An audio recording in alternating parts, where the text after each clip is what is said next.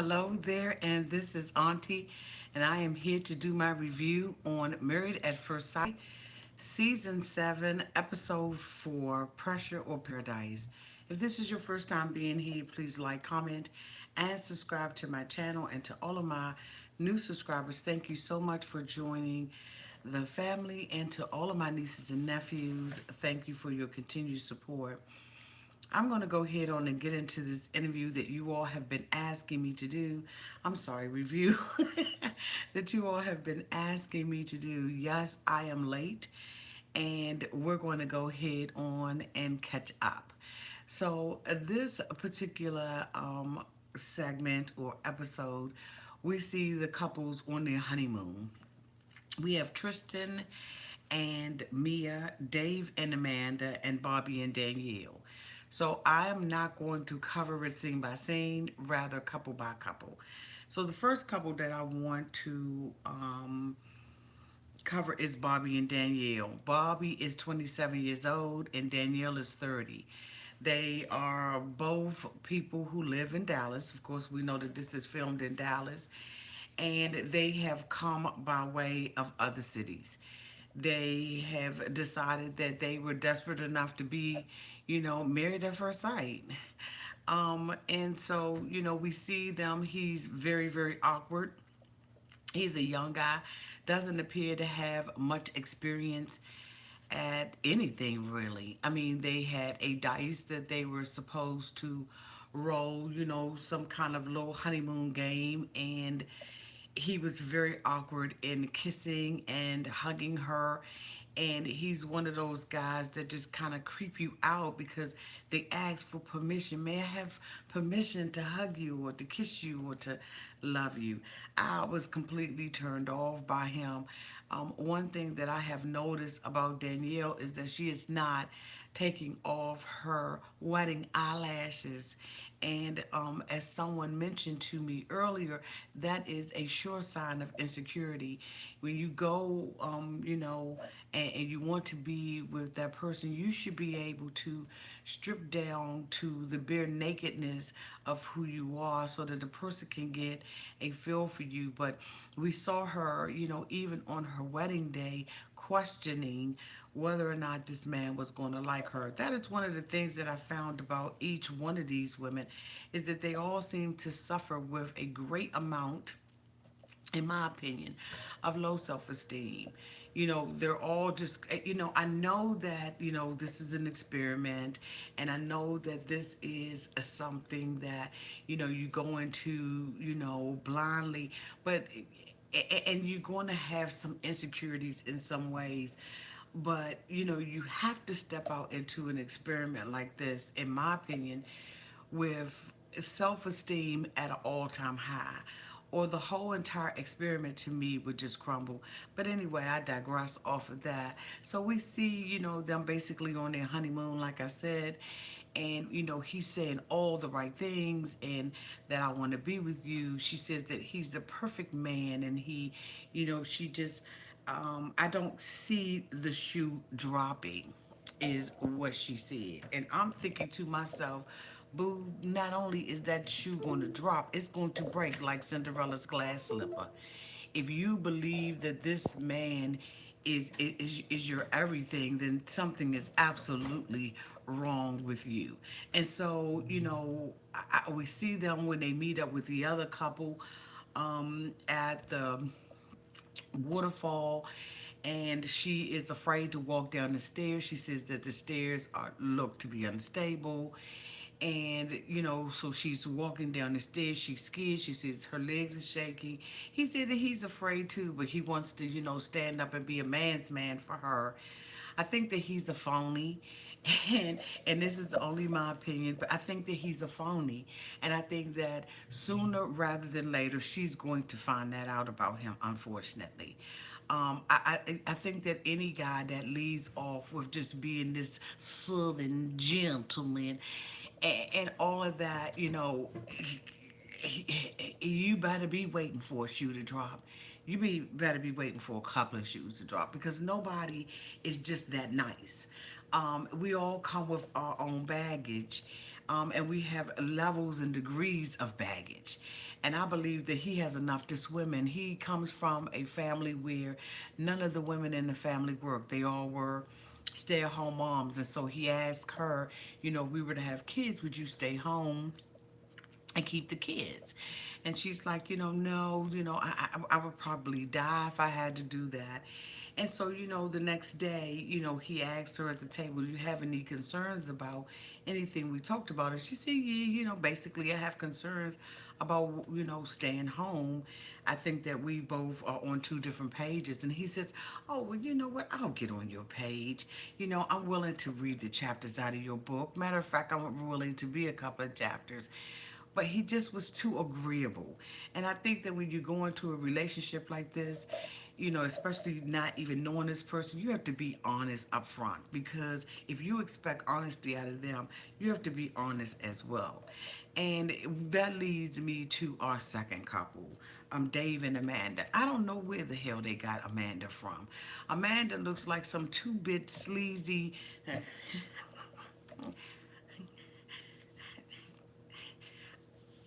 What's going on with her hair? Like, can it be bleached anymore? I don't know whether or not it's a weave. I don't know whether or not it's a wig, a lace front. I can't get with her. It's something about her smile and her jawline. It's just like borderline.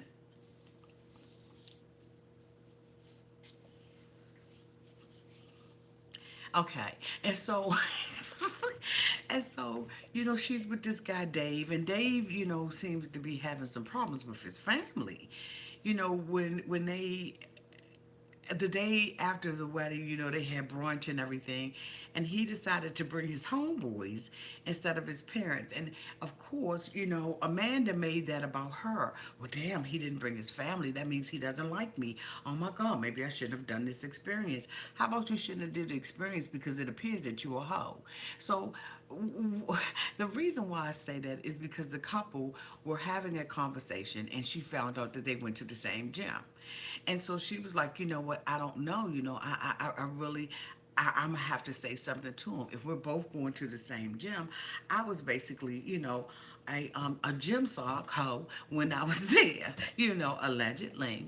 And so basically now she's stuck with this dilemma because there was this guy that she was dating. She, kind of describes him as the sleaze bag, type of guy, line of guys. And her, being the lady that she is, slept with him. And so now she has to tell this newly married man that she has that she's basically the gym hoe. That she's, tried on a couple of socks or two. And so, she's going back and forth and saying, we haven't had sex yet and I find it hard not to have sex with him. And I'm just saying, you just an old little sleaze bag, boo. I mean, calm down. He's going to be, allegedly your husband for the rest of your life. Why do you have to jump into, getting into bed and worrying about that? I don't know whether or not she thinks that, um, um, the spirit of death is going to come upon her because she's so old looking. What's the rush? She's asking the man when they had a massage. They went and had a couple massage. Okay, wait a minute. Let me back up. The couples are in Cancun, Mexico. Everybody is there but Tristan and Mia. Okay? So in Cancun, this is their honeymoon. This is an opportunity for them to get to know each other. The couples came into their hotel rooms and they found that they had private swimming pools and all of that. When she saw that private swimming pool, the only thing that she could think about doing was making bubbles, okay? She wants to be intimate with him. She wanted to be intimate with him on the night of the honeymoon. And I guess maybe he just did not want that, which I think is just kind of a good thing. He appears to be somewhat like Jeopardy, just wants to kind of take things slow. And she is almost like Shawnice, where she wants to take things really, really fast. But anyway, the couple was there and they're talking and they're playing tennis and everything. And she informs him that, this guy at the gym she slept with, one of his friends. And so, he is devastated by hearing the news because at this point, he remembers his friend having a conversation about about this woman. And so he's like, if I had known this before I married her, I would absolutely not have done it. Now, I don't know what kind of working shift they got on, why they haven't, seen each other or at least ran into each other at the gym. But evidently, he's one of those, she was one of those women that he wouldn't even look at. I don't know how they never met when they are around the same circle of friends. I guess that's possible. Hell if I know. But he's now feeling some kind of way because this now is going to be in his face when he goes back. Everybody is going to find out that he married the gym sock from the gym. And so, she's like, I'm worth it. And I'm thinking, you're worth what? Your weight in what? Your weight at the gym? What are you worth? See, you can't spread yourself so thin. Now, and I really look at this and I say, this is the reason why she did this show. Because she is one of those women who's looking for love in all the wrong places. And it's not to say that you can't find the love of your life in the gym. It's just to say that she didn't. She found the love of her life, allegedly, on Married at First Sight. And when she's saying that, we're close and we're starting to have feelings for each other, I'm just thinking this woman is cuckoo for Cocoa Puffs. Now, it's still early. This is episode 4, so it's very early. Um, but we're going to see. I these couples this year, I thought we were in for a bumpy ride last year, but we really are in one this year. And then we go to Tristan and Mia. Tristan is a tall African American, big soup cooler lip man who is smitten with this little woman, Mia. But from the very first time that he met her, this woman could not and did not have the ability to look him in his face. I thought that there was something wrong with Mia from day A, and I was right. So Mia and Tristan, marry one another. She's the only one who would not kiss. She wouldn't allow him to kiss her because she said he may have some kind of kissing disease and she doesn't know where his lips have been. Well, guess what? Rumor has it, don't nobody know where your lips have been. You are the one. So basically, she's, high and lifted up. The thing about it is her family, it looks like they're of Indian descent. And, just appeared to be very pompous. His mother is very religious and they just a family. And the mom said some things to her at the wedding, and she just was like, I fell in love with the mom. I don't know if she's able to be very honest with her family because her older sister has, basically attempted to steal the show. She is not in agreement with what her sister is doing, and so she wants to look down at Tristan and judge Tristan at the table with the honey, at the reception. And so Tristan, here he is, this very attractive man. She is a very attractive woman, but she says, I don't think that he would date a woman like me if he saw me on the street. Again, another case of extremely low self-esteem. Why wouldn't he? What is it about you that makes you unattractive? Or is it something that, a way you feel about yourself in the inside? And so anyway, I'm rambling at this point. So anyway, they two are from Dallas. They before they leave, her father tells Tristan, I don't want you sleeping with my daughter. I don't want her having the pressure of having to sleep with you. She's, the bright and morning star. She is the rose of Sharon, and she's pure.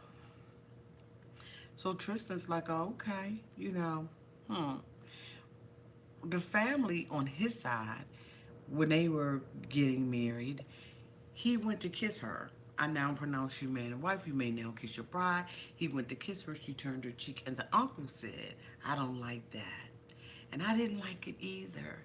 It was either the uncle or the dad.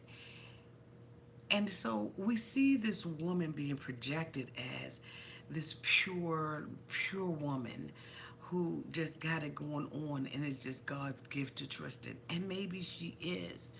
But as they are leaving to go on their honeymoon, they get Mia gets detained at the airport.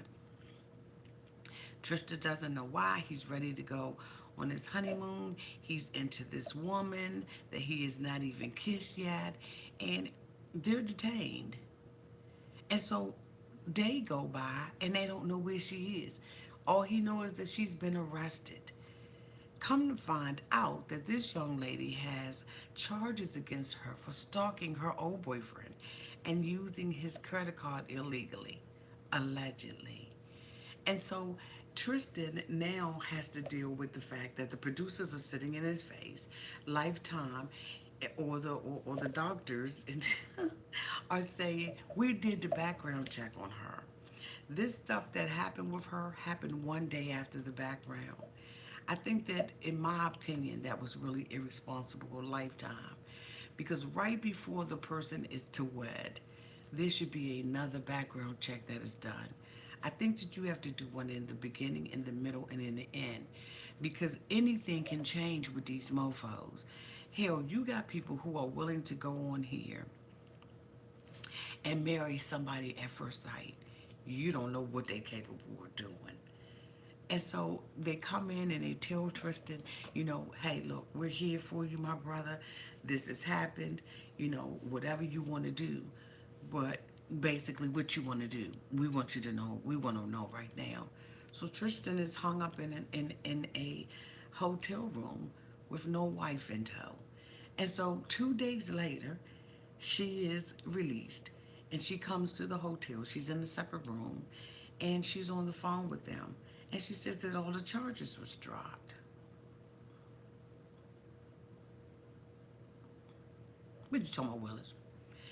All what charges were dropped. And then she alludes to the fact that she doesn't even know what the charges were, because she says that her car was stolen. And inside of her car was the password to her Facebook account, the password to her Instagram account, all the passwords to all her social media, her boyfriend's credit card, her credit card, allegedly, all this stuff was in there. So someone who stole her identity decided that they were going to go on her. Now look. I know things happen. But how does a person who just wants my credit card, who is only concerned about stealing my vehicle and getting my credit card, why would they go on my social media page and pretend to be me and stalk someone? The story just got too many holes in it. But she gets there and she tells them this was a mistaken identity.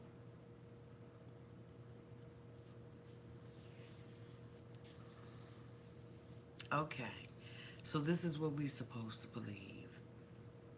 And Tristan buys it.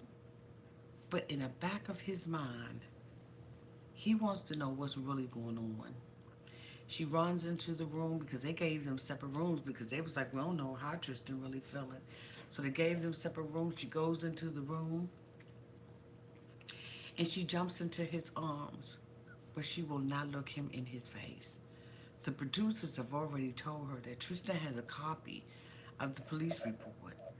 The charges for which she was dropped, she's never even seen them. She says that after she told them that her car was stolen, that all the rest of it wasn't important for them to talk about. I'm calling bull ass on the play. Let me tell you something, Mia. You had an opportunity to tell the truth, boo, and you decided that that's not what you wanted to do. So I am going to be delighted to review this for the next couple of seasons. The next couple of episodes. Trust me, I'm calm tonight. And that's only because, I'm trying to be gracious because I've been late to the game. But let me tell you something, boo. I caught up now. And I believe that your story got so many holes on it, boo, it look like Swiss cheese. Tristan is going to find out the woman that you really are. And as a religious woman, the woman you project yourself to be, Mother Teresa, you should tell this man the truth. She sits down with Tristan and she tells Tristan, this name doesn't even ring a bell. He said, you mean to tell me that you don't know any of these names? Then she said, well, you know, I know him from like around the neighborhood. He's a neighborhood type of guy.